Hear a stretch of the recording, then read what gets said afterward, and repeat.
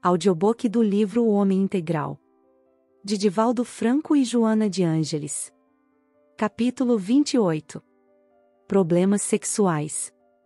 Herança animal predominante em a natureza humana, o instinto de reprodução da espécie exerce um papel de fundamental importância no comportamento dos seres.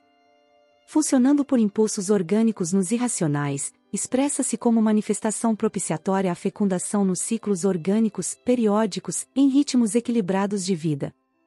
No homem, fez-se ao uso, que nem sempre obedece à finalidade precípua da perpetuação das formas, experimenta agressões e desvios que o desnaturam, tornando-se, o sexo, fator de desditas e problemas da mais variada expressão.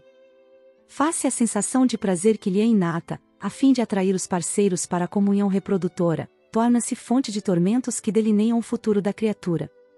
Considerando-se a força do impulso sexual, no comportamento psicológico do homem, as disjunções orgânicas, a configuração anatômica e o temperamento emocional tornam-se de valor preponderante na vida, no interrelacionamento pessoal, na atitude existencial de cada qual. A sua carga compressiva, no entanto, transfere-se de uma para outra existência corporal, facultando um uso disciplinado, corretor, em injunções específicas, que por falta de esclarecimento levam o indivíduo a uma ampla gama de psicopatologias destrutivas na área da personalidade. Com muita razão, Alice Bailey afirmava, diante dos fenômenos de alienação mental, que eles podem ser, de natureza psicológica, hereditários por contatos coletivos e kármicos. Introduzia, então, o conceito kármico, na condição de fator desencadeante das enfermidades a expressar-se nas manifestações da libido, de relevante importância nos estudos freudianos. O conceito, em torno do qual o homem é um animal sexual, peça, porém, pelo exagero.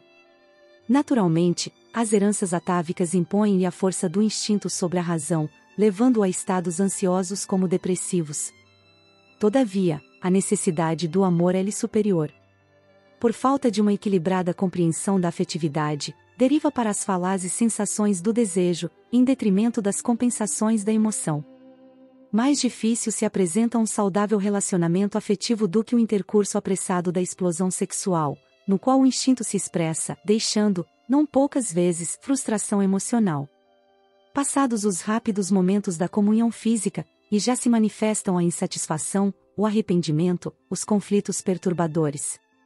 A falta de esclarecimento, no passado, em torno das funções do sexo, os mistérios e a ignorância com que o vestiram, desnaturaram-no.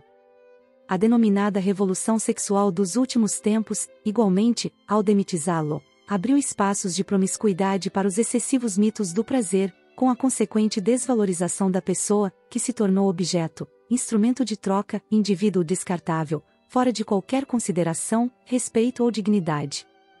A sociedade contemporânea sofre, agora os efeitos da liberação sem disciplina, através da qual a criatura vive a serviço do sexo, e não este para o ser inteligente, que o deve conduzir com finalidades definidas e tranquilizadoras. As aberrações se apresentam, neste momento, com cidadania funcional, levando os seus pacientes a patologias graves que alucinam, matam e os levam a matar-se. A consciência deve dirigir a conduta sexual de cada indivíduo, que lhe assumirá as consequências naturais. Da mesma forma que uma educação castradora é responsável por inúmeros conflitos, a liberativa em excesso abre comportas para abusos injustificáveis e de lamentáveis efeitos no psiquismo profundo. A vida se mantém sob padrões de ordem, onde quer que se manifeste. Não há, aí, exceção para o comportamento do homem. Por esta razão, o uso indevido de qualquer função produz distúrbios, desajustes, carências, que somente a educação do hábito consegue harmonizar.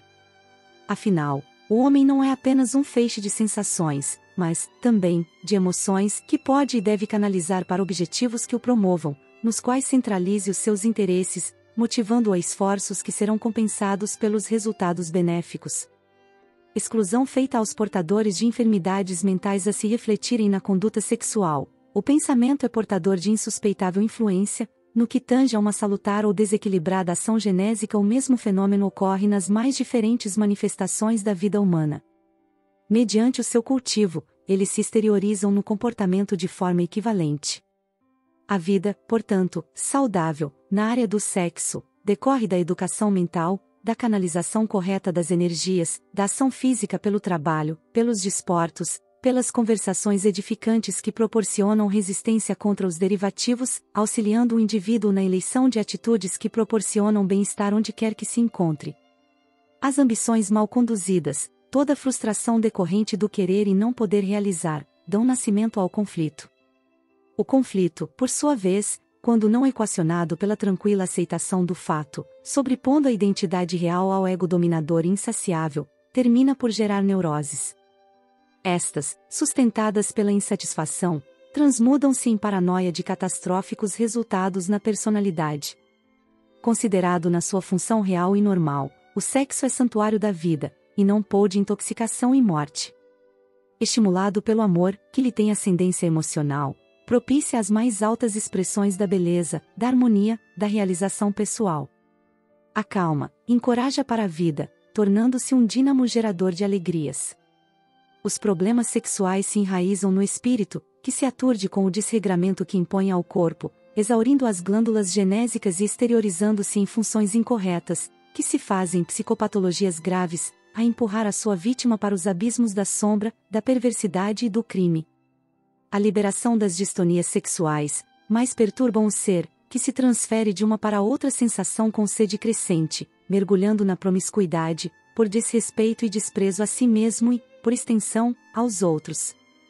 A sua é uma ótica desfocada, pela qual passa a ver o mundo e as demais pessoas na condição de portadoras dos seus mesmos problemas, só que mascaradas ou susceptíveis de viverem aquela conduta, quando não deseja impor a sua postura especial como regra geral para a sociedade. Sob conflito psicológico, o portador de problema sexual, ou de outra natureza, não se aceita, fugindo para outros comportamentos dissimuladores. Ou quando se conscientiza e resolve-se por vivê-lo, assume feição chocante, agressiva, como uma forma de enfrentar os demais, de maneira antinatural, demonstrando que não o digeriu nem o assimilou. Toda exibição oculta um conflito de timidez ou inconformação, de carência ou incapacidade. Uma terapia psicológica bem cuidada atenua o problema sexual, cabendo ao paciente fazer uma tranquila autoanálise, que lhe faculte viver em harmonia com a sua realidade interna, nem sempre compatível com a sua manifestação externa. Não basta satisfazer o sexo, toda fome e sede, de momento, saciadas, retornam, em ocasião própria, mas, harmonizar-se, emocionalmente, vivendo em paz de consciência, embora com alguma fome perfeitamente suportável, ao invés do constante conflito da insatisfação decorrente da imaginação fértil, que programa prazeres contínuos e elege companhias impossíveis de conseguidas em qualquer faixa sexual que se estagie. Ninguém se sente pleno, no mundo, acreditando-se haver logrado tudo quanto desejava. A aspiração natural e calma para atingir um próximo patamar, faz-se estímulo para o progresso do indivíduo e da sociedade. Os problemas sexuais, por isto mesmo, devem ser enfrentados sem hipocrisia, nem cinismo, fora de padrões estereotipados por falsa moralidade, tampouco levados à conta de pequeno significado. São dificuldades e, como tais, merecem consideração, tempo e ação especializada.